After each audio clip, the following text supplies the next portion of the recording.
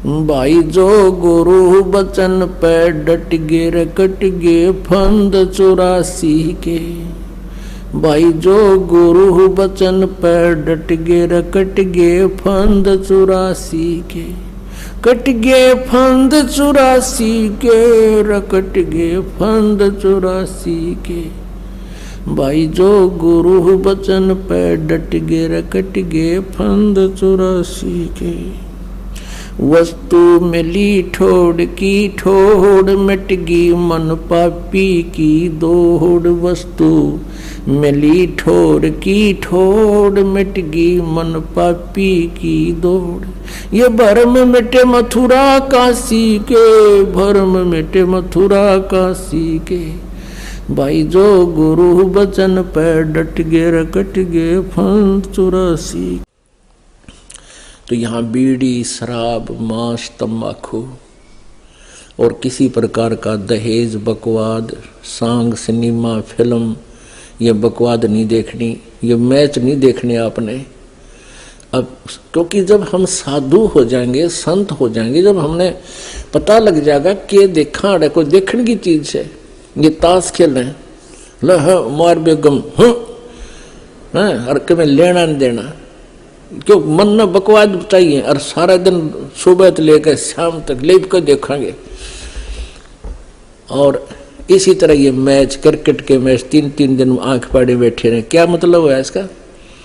अपनी भक्ति करे, मालिक ने याद करे, वह खेलना और हम देखा। जैसे मैं लड्डू खाऊं और तुम देखो, ओहो वो 2 खा गया, तुमने क्या मिला बोले आदमियों। तो ये बालक बुद्धि से हमने थोड़ा हटके चलना पड़ेगा। वह तो अपने पैसे कमाओ करोड़पति हो गए हैं, अरे ये भोली आत्मा उड़ बैठे बेमतलब टीवियां पर बैठे रहे, काम भी छोड़ दे। तो ये सारी बीमारी इस आधुनिक उपकरण का दुरुपयोग से होगी। ये फिल्म बकवाद गढ़ दी सारी उल्टे सुलटे हैं। किसी ब्याह दिखाओ लड़की का एडवर्टाइजमेंट करो न घोड़ा पर बोझों पर डीजे, वह बीमारी सारे समाज में ठोक दी। और हम इससे उल्टा हटाएंगे। भक्ति तभी से रखना अगर आपने जूते ही रखने हैं तो चाम के नहीं रखना, क्योंकि ये पशुओं को बेरहमी से मारा जाता है और उनसे काट कर ये चाम तैयार किया जाता है।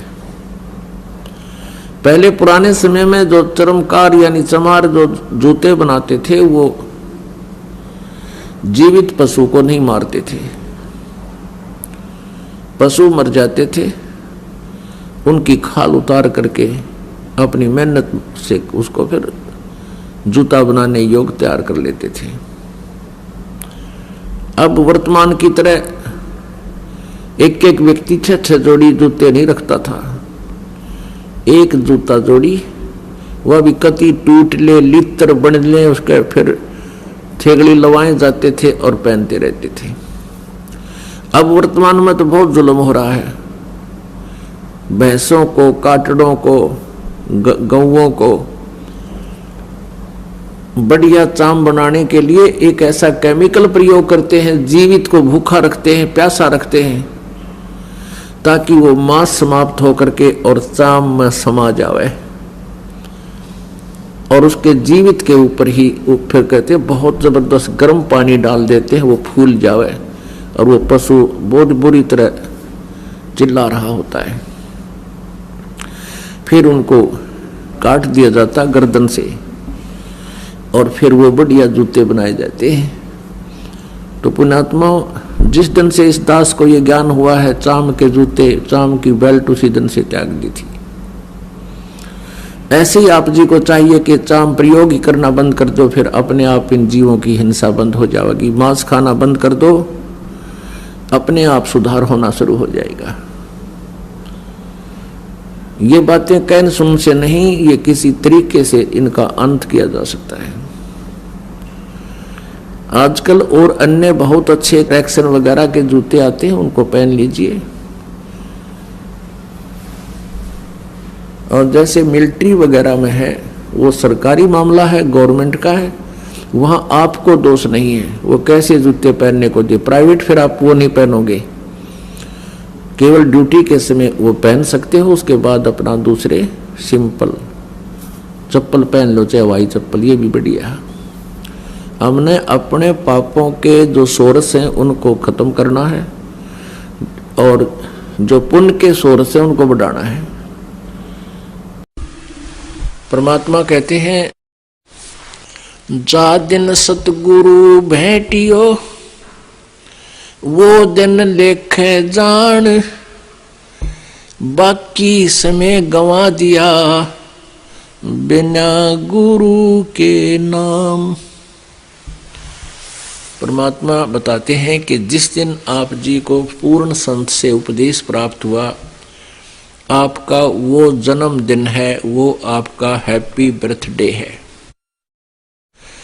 बाकी जो हम पहले लोक वेद के आधार से बर्थडे मनाया करते थे, वो हमने अब नहीं मनाना।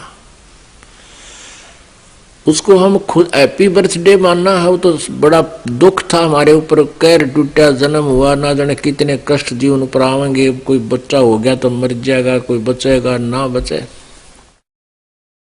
कोई बीमारियां, 100 प्रकार की समस्याएं, दिन रात धक्के खाने। वो कौन सा जन्म था, वो कौन सा हैप्पी बर्थडे था? वो तो ब्रांड मार्टी डे था और उस नाम हैप्पी बर्थडे मनाया करते।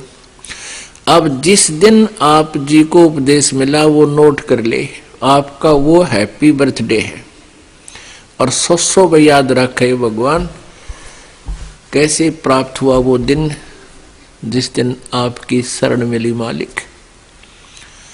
तो आज वो ये दिन जो है अमावस्या वाला, फाल्गुन की अमावस्या वाला दिन, ये वो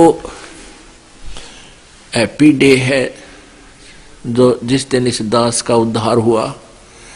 गुरुदेव जी ने उपदेश बख्शीश किया। अब याद आती है उस दिन के महत्व की, आज याद आता उस दिन की महिमा। जे वो ना मिलता वो दिन, ये 17 फरवरी फाल्गुन अमावस्या सन 1988 को इस दास को उपदेश मिला था। आज 23 वर्ष का हो गया ये दास। वैसे शरीर की आयु लगभग 60 वर्ष की होगी, लेकिन असली आयु इस दास की 23 वर्ष है। उससे पहले जो जीवन था वो मनुष्य का नहीं, पशु की तुल्य था। पशु भी वही कर्म करते थे, ये दास भी वही कर्म करता था। और जिस दिन से गुरु मिले हैं, उपदेश मिला है, उस दिन से हमारा जन्म है। हमने मन जीती बनना पड़ेगा। कहे कबीर और सब दुखी एक संत सुखी मन जीती हो। आप मन जीत के नो मन जीता जाएगा भगवान के ज्ञान से। जैसे अज्ञानता में अनजान बालक विष पड़ा हो, चाहे कितना ही पड़ा हो, पूरा खा जाएगा। और जब उसको पता चल जाएगा विष का एक कण कण भी कहीं गिरा हो और ये पता हो कि ये विष है, उसको छुआ नहीं का, उसको तो मिट्टी में दबाओगा, नीचे कोई और भी ना खा ले। जैसे किरका जहर का रंग होरी हो, कहो कौन तिस खावे राम रंग होरी हो। अब क्या बताना चाहते हो कि तुम होरी माने खुशी मना रहे हो और करो खाओ जहर सारा दिन, दूसरों की बुरी सोचो, बुरी नीत रखो, रिश्वत लेते हो, फलान मिलावट करते हो, और तुम होरी मनाने की भी इंतजार कर रहे हो, खुशी भी की आशा करते हो। ये ऐसे आपके घर में होरी यानी खुशी नहीं हो सकती। होरी कैसी होगी? जैसे किरका जहर का रंग होरी हो, किरका माने कण, और कहो कौन तिस खाव राम रंग होरी हो, कि जिसने में पता लगा जहर है फिर कौन खाओगा। और फिर देखियो इस राम रंग परमात्मा की तरफ से आपको कितनी होरी यानी खुशी मिलेंगी। तो फिर हमें ये जहर दिखाई देगा। और 100% वैसे हम किसी का दूसरा के में लेते हैं, जैसे हम दहेज लेते हैं। अब गरीब आदमी अपनी बेटी को पराई करने के लिए, सामने वाले उस भेड़िए का मुंह बंद करने के लिए चाहे कुछ भी करना पड़े, बेटी पराई करनी है, ऐसी समस्या उसके सामने होती है। और वो व्यस खा रहा उसको पता नहीं, और वो दुख पाकर आत्मा मोस के कहीं से कर्जा उठा कर बेटी पढ़ाई करता है। अब हमने ये प्रतिज्ञा करनी है कि ना दहेज लेंगे ना देंगे, चाहे ब्याह हो चाहे ना हो। और क्यों कैसे ना होगा? वाह भाई वाह, भगवान ने संस्कार जोड़ रखे, उसने मिटा कौन देगा? वो तो जबरदस्ती होगा, ना चाहते हुए भी होगा।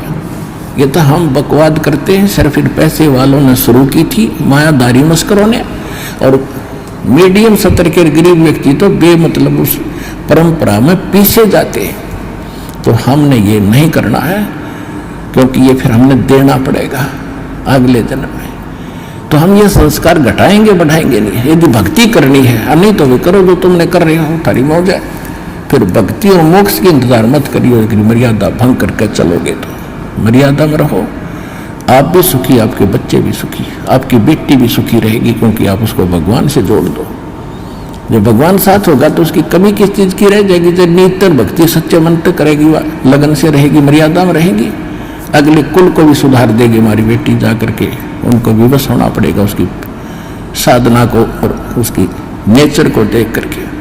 तो इसी प्रकार ये प्रचार होगा।